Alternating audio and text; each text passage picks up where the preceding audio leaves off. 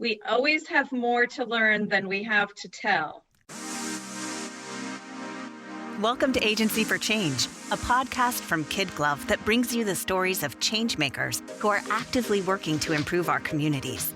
In every episode, we'll meet with people who are making a lasting impact in the places we call home.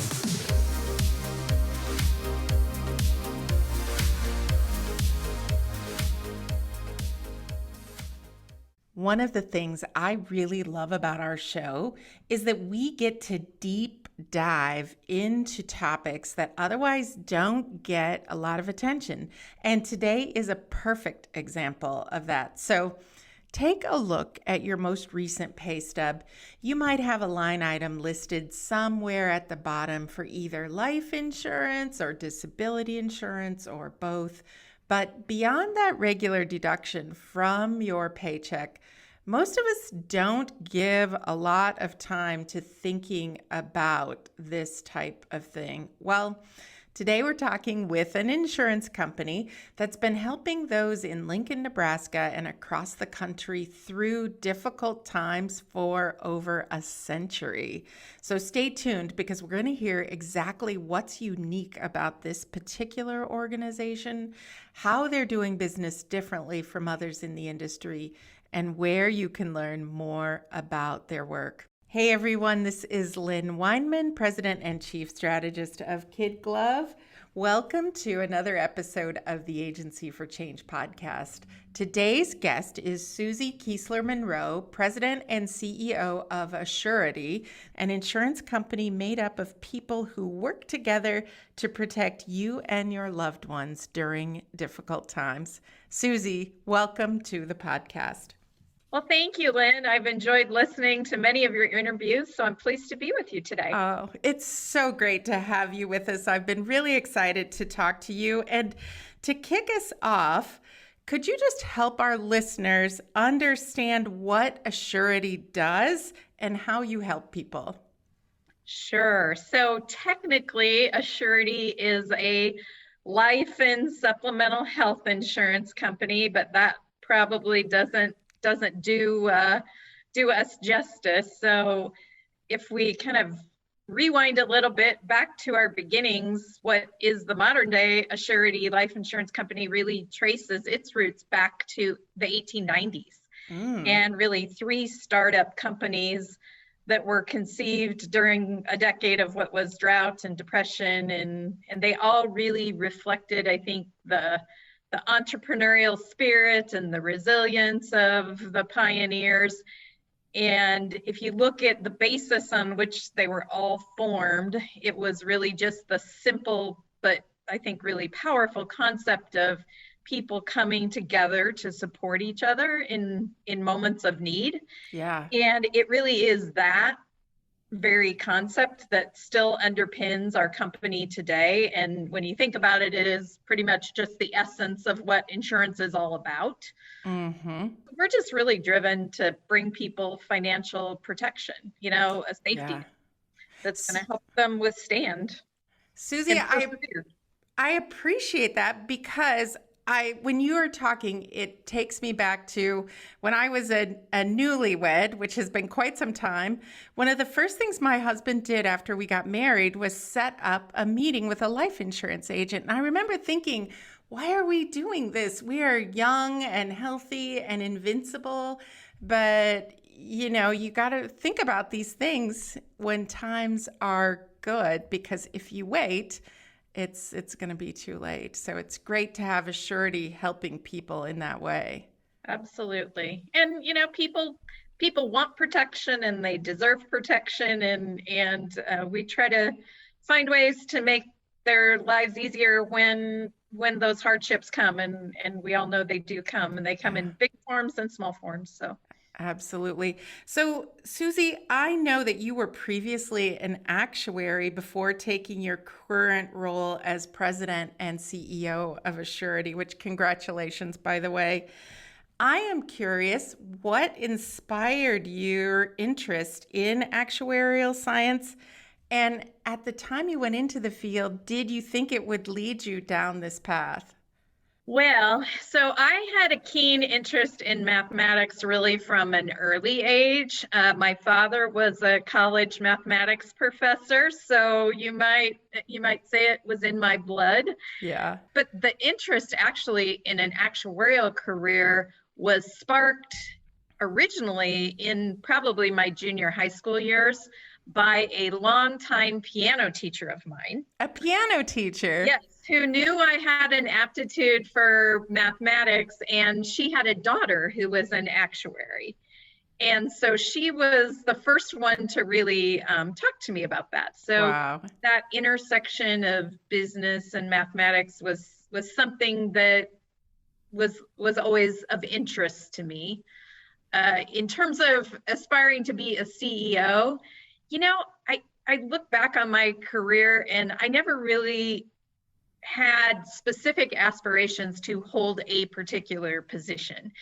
I've been really fortunate in my career to always have the right challenge and the right opportunity present itself at the right time where I felt like I was really engaged and challenged by the work that I was coming to do every day. And believing that the contributions I was making or that I was making were really having a difference in the organization. So I'm honored and humbled to have the CEO position and really just provide some stewardship for this 132-year-old company just for the next little while.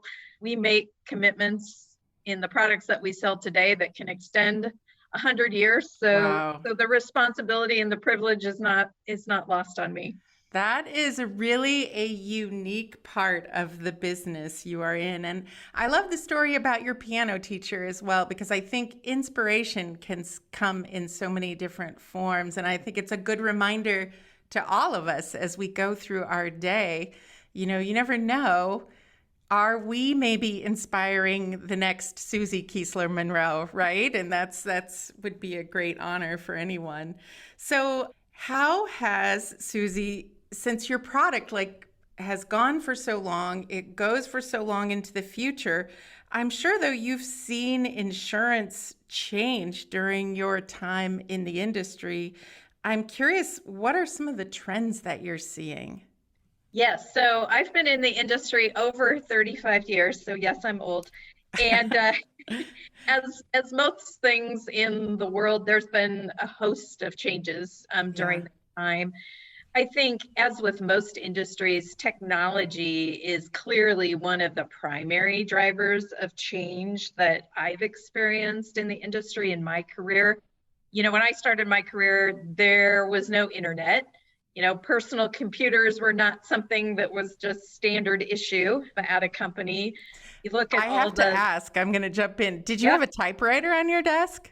I did not have a typewriter. I had a mainframe terminal and a big desk calculator. Oh yeah. I remember that too. But there were typewriters definitely available. I mean, you think about sophisticated modeling software that exists for actuaries today didn't exist. I mean, all the applications, the claims for benefits that were processed were all on paper. I mean, the list just goes on and on, right? The things that technology has improved. And I think one of the things, the availability of electronic medical records and all sorts of data make it really so much easier today to evaluate risk without really being intrusive in people's lives. And then, just all the software, the availability of real-time data and information, electronic signatures and forms and payment methods. I mean, it's just easier than ever before to provide consumers, with the types of products that we provide. That's great. That is great. It's hard. I think it's hard for some people to even imagine that there was a time before an internet and a personal computer. Exactly. Right? So times have changed. One of the things that I have always admired about Assurity is your commitment to sustainability and taking care of the planet, Susie. And I didn't realize this, but in doing a little bit of research, I understand there's some significance to where Assurity chose to build its Lincoln headquarters in the Antelope Valley, which at one time was a floodplain. I'm curious, What are some of the other ways the company is making an impact from an environmental perspective? Right, Lynn, we did very intentionally locate this new campus, which we moved to in 2011 in this area, and specifically because it was an area of urban renewal, and we felt like it could be a catalyst for other development in this area. We really enjoyed a lot of great partnership with the city of Lincoln in being able to locate our campus here. I had the good fortune of being involved in that whole process, which was a great learning experience that I never imagined having. So we opened, like I said, in 2011 here at 20th and Q Street. And in pursuing that location, we really wanted to provide a first-class working atmosphere for our associates, something that was very ergonomically designed and friendly, that had great access to the outdoors. During the construction and building process, we were very focused on making good decisions for the environment. So we did pursue and were awarded the LEED Gold certification status. Not an easy one to get either, I understand. Yeah, no, so we're really proud of that. But that was kind of an event, but there's a lot of everyday ways that we try to focus on sustainability too. And one of those is just trying to divert as much waste from the landfill as we can, and we track that. Last year it was over 65% that was diverted away from landfill. That's amazing. We have a paperless processing business internally here. Littler things. We promote and offer reusable dishware and tableware in our cafeteria. One of the other fun things about this campus is we repurposed some underground stormwater collection units, for lack of a better term, that were on this campus. We repurposed those and turned those into an underground cistern. So we capture all of the runoff water on our site and we store it down there, and then we pump it out of there to use for all of our irrigation needs. So, those are a few things. We also have a sustainability task force that's led and run by a group of associates here that really does a great job providing events here in the building and all sorts of forms of education for associates on sustainability efforts they can take up, not just at the office, but at home too. I love all of those suggestions. I think those are great inspiration for a lot of organizations that are working to improve our sustainability measures as well. And I think in the public, we hear about the big things, but there's a lot of small things that go into that day-to-day movement as well. Absolutely. And, Susie, also in the community of Lincoln and across the state of Nebraska, Assurity is such a pillar of the community. There's so many things that the organization does to give back to the community. I also know you do a lot to empower your employees. And I'm curious, are there things that you do with your team members to help them participate in causes that they are passionate about? Yes, we do. I'm really proud. Assurity associates have really always embraced their capacity to improve other people's lives. Yeah. And, when I look at some of the ways that we promote and offer opportunities for our associates to engage in those activities, some of them are very structured and very intentional, right? Whether it's having Meals on Wheels delivery teams, or, we recently started a summer math mentoring program with the Malone Center through an organization that's actually centered out of the Society of Actuaries, mentoring students in reading as well.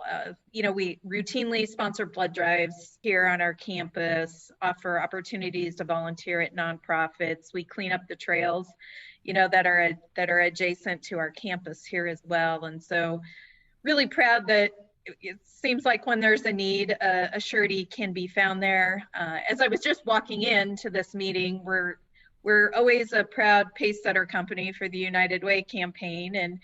And my assistant just notified me that we're just shy of having 70% of our associates pledged to our campaign this year, which incredible level of participation. And so really, you just really proud of the group of associates I get to work with every day. One of the other things we try to do, as you mentioned before, is let people kind of pursue their own personal passions. So we have a program that offers associates one extra day of paid time off in order to pursue some volunteer passion of their own choosing as well.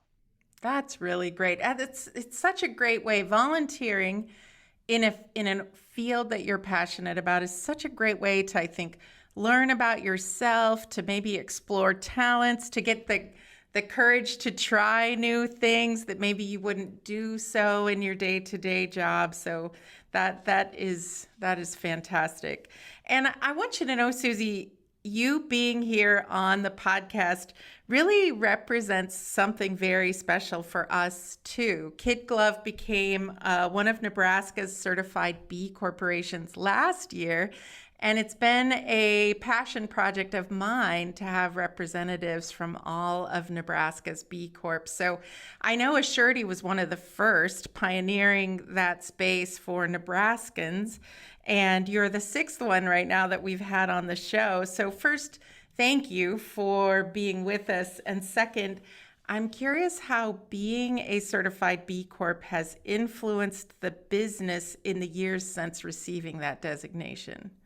Great. Well, first, congratulations, Lynn, on you. KidGlov B Corp status. It's always exciting to learn of more Nebraska organizations that are receiving that designation. When I think about our B Corp status and how it's influenced us since that designation, nothing immediately comes to mind. And that sounds like a strange answer, I'm sure, but it reinforces many of the things that we were already doing, because when we explored the requirements for the designation originally, it felt like who we already were, right? And it is certainly reinforcing to all of the things. And as B Corp certification has evolved since we first became one, there also have been new things that they've added to their certification program, which have been helpful to us in terms of highlighting ways we could be doing more or doing things differently. And as you've probably learned, I find them to be a great resource very much to explore ways to, like I said, do more and better.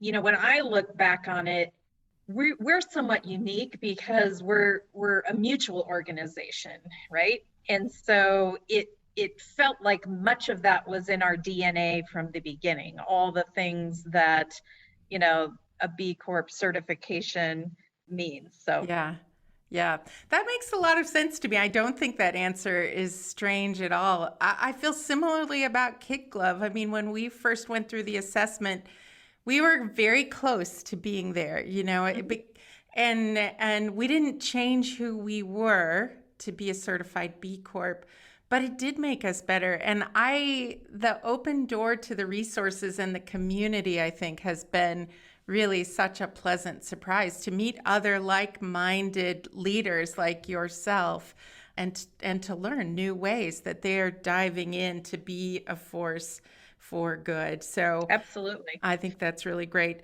So Susie, I know Assurity is no stranger to podcasts. My understanding is that you have 3 podcasts, and one like ours speaks to people who are doing good in the world.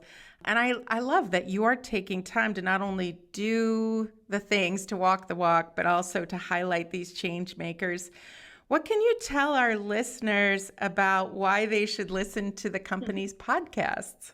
Well, because as we talked, being a B Corp is kind of part of the fabric of our values. We were really looking for that podcast to do something bigger for our brand, to connect us with our producers, our customers, the community, kind of focusing on that element of our business and businesses who are similarly focused. So the Good Business Podcast is something that was born kind of amid the pandemic in 2020, and we've been really honored to interview leaders from a lot of different companies. B Lab was one of them, Whole Foods, Ben and Jerry's, Myers-Briggs Company, the Arbor Day Foundation, and just had really great conversations with leaders from those organizations about how we can all work together to make a positive impact. Full transparency, we've taken a little hiatus this past year from that podcast, but we're actively working on future plans for season 2. So I'm glad to hear it because you've yeah, had some great interviews that I've really enjoyed. So I'm glad to hear we it. have, and it has been, I think it has been helpful for us. I mean, the B Corp status, obviously, as well as doing more with it and making it more part of our brand. Although being a purpose-driven company has kind of been in our DNA since the beginning, it is kind of a new corporate imperative, right, Yeah. for a lot of companies these days.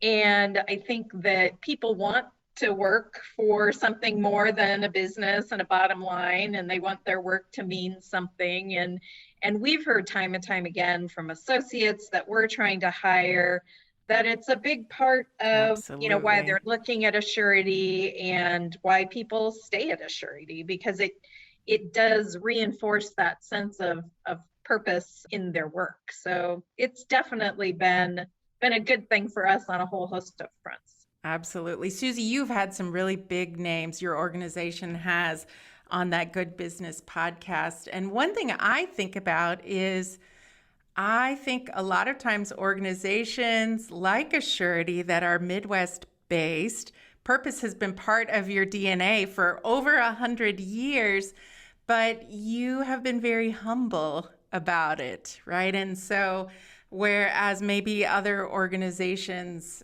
have been more open and talk about it frequently. And so I like the opportunity to have a podcast like this to just be able to shine a spotlight. But sometimes being humble is part of our Nebraska DNA as well. So I'm curious, what's next for Assurity in the short term or the long term? Are there new goals that you're working towards? You've accomplished so much already. We are still really grounded and centered on our mission. Our mission is pretty simply and eloquently stated as to help people through difficult times. I mean, that is what our mission is. And we want to bring more peace of mind to more people. And so that really is the imperative.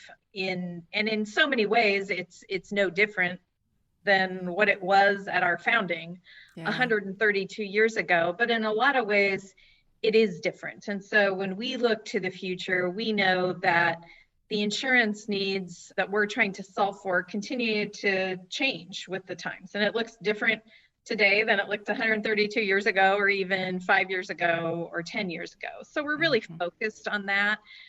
We also know that how people choose to purchase what we have has changed, and it changed. And that was true long before COVID.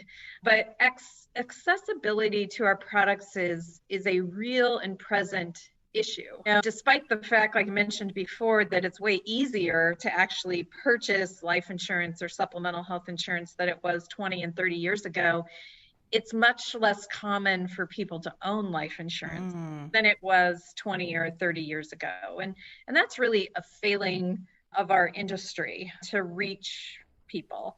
And so accessibility is something we're really focused on, because when it comes right down to it, there really is no substitute for what insurance can do for people. Savings can't do it for most people. I mean, the wealthy and those really the highest income earners can self-fund, but for most, there is no substitute for insurance, because your savings can't do it, your retirement plan can't do it, your family can't do it, charity can't do it, the government can't do it.